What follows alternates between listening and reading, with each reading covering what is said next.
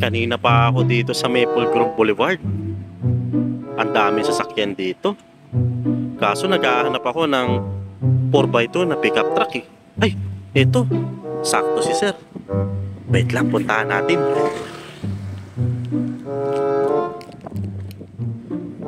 Sir, excuse me po. Sir, sabi mo, ano po ang pagkilang mo, sir? Sir, naghahanap po kasi ako ng pickup truck na 4x2 tapos automatic.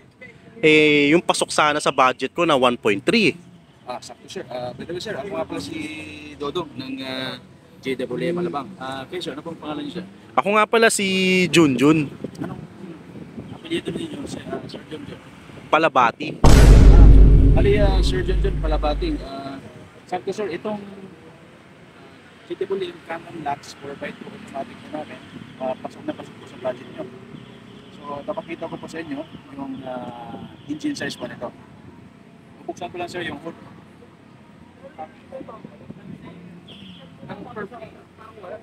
Sir, keyless entry na ito, sir. Yun na lang ano ko. Yung picture mo na hindi ka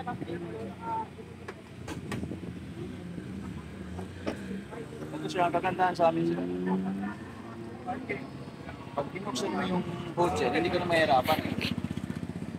Kasi meron siyang hydraulic. Ay, oo nga. So, ang kagandahan nito, sir, yung engine size po nitong Canon Lux 4x2 automatic ay naka 2.0 liters turbo engine. Tapos yung horsepower po niya is 161 horsepower at 400 torque. Yun po yung power po niya. And ano na rin po siya, no? Kung mapapansin nyo, lahat po yan naka LED type yung ilaw po natin. At ang ganda pa po ng grill po niyan. So, tapos dito naman, sir, sa gilid, itong sa front suspension po natin, naka torsion beam with coil spring. Tapos yung naka disc brake na rin po yan. Ay, oo Tapos nga. yung size po ng gulong po natin is 265 by 60 around 18. Yun po yung size ng max po niya, 18 inches. Okay, malaki na din. Tapos, sir, dito naman sa likod, sir. Yan, sir, kasama na yan, sir, yung kasama na yung step board na yan, sir. Tapos dito, sir, sa likod, mapapansin nyo, naka-ano rin to, naka-leaf spring with shock absorber, then naka-disc brake din. So, ang payload capacity po nito, sir, nasa 1 ton. So, dito, sir, sa loob, papakita ko sa inyo, sir, kung gaano kaganda yung loob nito aming Canon Lux Pro-By2 na wala pang 1.3 doon sa sinasabi ng budget nyo.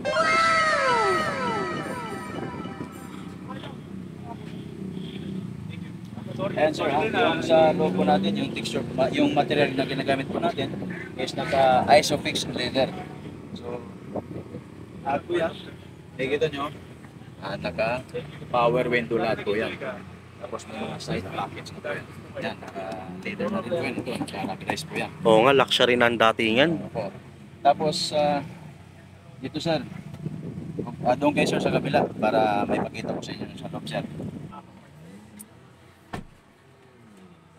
Dito sa loob, sir, mapapansin nyo, meron na kayong, ito, mayroon ng 4-core display. Ikukunik nyo lang yung cellphone nyo. Dito, mababasa niya agad dito yung mobile display nyo. Kasi ito, sir, naka-touch screen na po ito, sir. Touch screen na yan.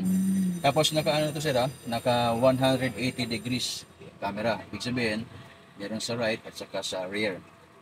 So, ito naman, sir, ang transmission po natin, sir, nga pala, by the way.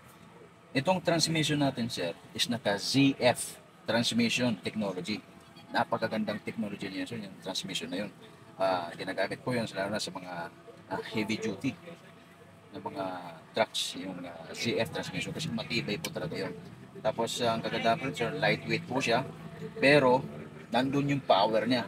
So ito, sir, ay naka 8-speed automatic, tapos 8-speed manual mode. Ang kagandahan, sir, pwede kang gumamit dito, pwede rin dito sa paddle safety. Tapos ang kagandahan pa, sir, sa steering wheel niya, pwedeng light, malambot, merong normal, merong sports. Yung sports sir ng steering wheel, no, steering wheel mode, sports mode. Ibig sabihin po nun, pag mabilis yung takbo mo, kunting, kumbaga sumasabay sa kunting ano lang, maneuver mo. Mm. For safety ba yun? Yes sir. Ang kagandahan pa nun, tapos hindi ka pagod driver. Ah, Kasi ito sir, ano to sir naka power steering na po ito sir. mm. Tapos, ano pa nito sir? Lahat po ito meron siyang auto hold parking. Ito auto hold. Mm. So, ito siyang auto hold. Tsaka naka electronic parking assist na po siya. Tsaka emergency braking ito. Tapos, meron na rin siyang ano sir dito sa steering wheel, meron na rin siyang cross control. Tapos, lahat ng mga kanyang pindutan sa mga music, dito na rin siya. So, pwede mo siyang i-bluetooth din. Tapos, dito sir sa likod, ito po ang gagandahan sir sa Canon Lux 4x2 automatic natin. Meron siyang rear aircon vent. So, very comfortable yung pasahero mo dito sa likuran. Plus, meron din silang charging port dito sa likod. Yan. Tapos, meron na rin siyang mga documents holder sa may likod. No? Kagandahan pa sir, ito. Meron siyang armrest. Mm, para di mangalay ang mga pasahero. Kapag dalawa lang yung pasahero mo dito. Saka isa pa sir, maluwag yung space nito sir. Kaya dito, 4. Ah, talaga? Kahit Yes, 5-seater siya? Pero ito nga sir ito sekreto lang sir actually sir, kasya dito 71 passenger. Oh? Ano ba dyan? Ano ba dyan sir? Dalawa dyan, di ba? Oo. Yung pasahero mo sa likod, number 69. Mm. Kaya kasya 71. Ito sir, kagandahan pa sir dito sa ilalim niya, yan pwede kang maglagay ng gamit dito sa ilalim. Napo-fold din siya sir. Tapos, itong sandalan naman sir, yan. Pati Oo nga, ayos. napo-fold din. So, pwede mong ilagay dito yung tools or kung marami kang pera, pwede mong ilagay sa likuran. So, kung gusto mo sir, test drive natin. Sige, sige, tama-tama. Gustong-gusto ko na mag-test drive na ito. Sige sir, test drive natin. Pakita ang likod. Ate nga pala, bago tayo mag-test drive, ano nga pala ang bed size ng Canon Lux 4x2? Tara sir, punta tayo sir sa likod. Ipakita ko po sa inyo kung gaano siya kalaki. Kasi sabi nga nila, itong pickup na to is standard pero pang mid-size na yung niya, yung space niya. Tara sir, pakita ko sa inyo sir. Okay, sige. Okay. So ito yung kagandahan sir, dito sa meron siyang rear camera, plus meron na rin siyang 2-eye sensor. Ito kagandahan sir, pag ito na meron ka, pag binatawan mo, magaan lang siya. Kahit bata sa pwede, kaya niyang patin ko. Oo nga. Kasi nabigat. Kasi meron din siya. So yung bench space pa nito sir, yung mahaba po niya is 59 inches. Malapad po niya, 59 inches. Tapos yung height po niya is nasa 21 inches. Ah, malaki na. Mataas din. So, kaya mo din sa karga is 1 ton. So, liquid na rin yan sir, yung roll bar na yan. So, sa ganitong unit sir, sa 1,248,000, nakasave ka na kagad. So, sinabi mo 1.3 na budget mo. Plus, bibigyan pa kita sir ng additional discount, lalo na pagbisita mo sa aming showroom sa may GWM Alabang. Malapit po kami sa may Festival Mall. So, bibigyan ka namin sir ng discount na hindi mo makakalimutan na mabigyan ka kagad sir. Oh, talaga ba? Excited na ako. So, bago kasi ma-excite, i-stay mo natin sir. Sige, sige. Ganito lang sir, no? Basta yung susi nasa katawan mo, nakalagay sa bulsa. Yan mo lang. Pag-pre, no? Then, push-start. Yan sir. Push start button na rin kahit 1.2 lang. Yes sir. So, try natin. Ito sir, habang tumatakbo ka, pwede mong mag-select dito. Sports, Eco, and Normal. Okay. We're moving fast, the time I feel so GWM, let's ride so free. Dance with the wind and enjoy the spree. Lights flashing bright in the sea of dreams. Our nights alive, bursting at the seams.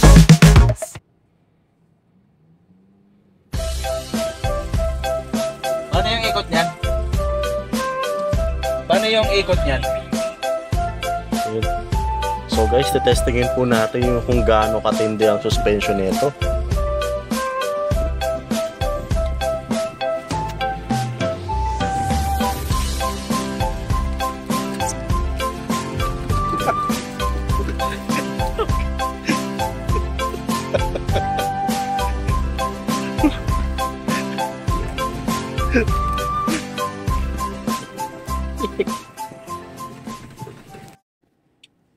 Sir, nabanggit mo pala kanina na pwede siya i-manual. Paano yung manual mode nito? Pala yung sombrero ko.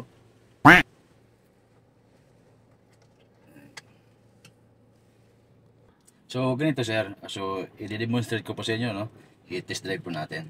Okay, sige. Pagka unang hila sir, so, drive. Lalabas po dito, letter D o D1. Ibig sabihin, first gear, automatic. Pagka hinila mo yung pangalawa, M1. Ibig sabihin, manual 1, first gear. Pero wag ka na dito magka-adjust. Dito ka na sa paddle shift. Yung palang purpose ng paddle So, shift. ganito, ang mali kasi ng iba sir, nag-change gear every 4,000 RPM. Mali yun. So, ano yun, masyadong galit na yung makina nun. So, ang advice ko sir, every 2,000 RPM, mag-change gear ka na. Ipa-plus mo na, mag-a-add ka na ng speed. So, yan, tulad yan. Pag yan, sa tingin mo medyo magait na, 2,000 RPM, bisibin, plus ka na. Yan, M2, second gear. Pagka 2,000 ulit, yan, M3. Yan. So, ang kagandahan nito sir, ano, pagka hindi ka naka-seatbelt, yung passenger, tutunog siya. Yan. Kaya pala tumutunog. Oo. Safety features din po yun sir. So, mag-seatbelt muna guys sir. Okay, sige. Ayan, nawala na ngayon tunog. Oo, di ba? So, yan. Pag alam nyo medyo galit na, change gear na agad. Yan. Mali kasi yung umabot ng 3,000 RPM, 4,000 RPM, saka mag-change gear. Hindi yun. Galit na galit niya yung makina nun. Ano bang mangyayari kapag ganun yung ginawa? Ibig sabihin, matakaw ka sa diesel.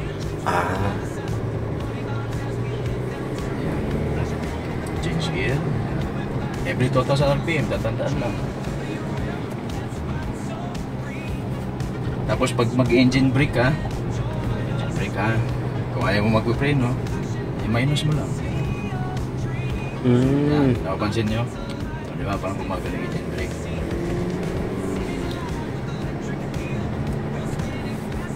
Kaya sinasabi nung iba na delay daw yung shifting pag sa manual mode. Kasi sir, delay sila mag-change gear ka mo.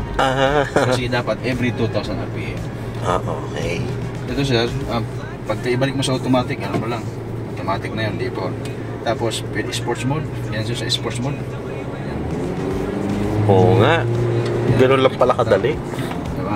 Tawag yan. Pero pagka, lagyan na sa normal mode, yung pag gusto mong maramdaman sir yung speed, yung slacks na to, lagyan mo sa sports mode.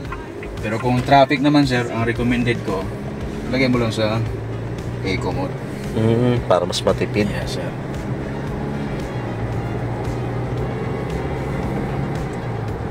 Ngayon sir, pagka once na nagandahan nyo ng naging satisfied kayo sa test drive, ano? Lalabas ngayon yung thumb mode. Ano yun? Ibig sabihin ng thumb mode, gano'n ka na.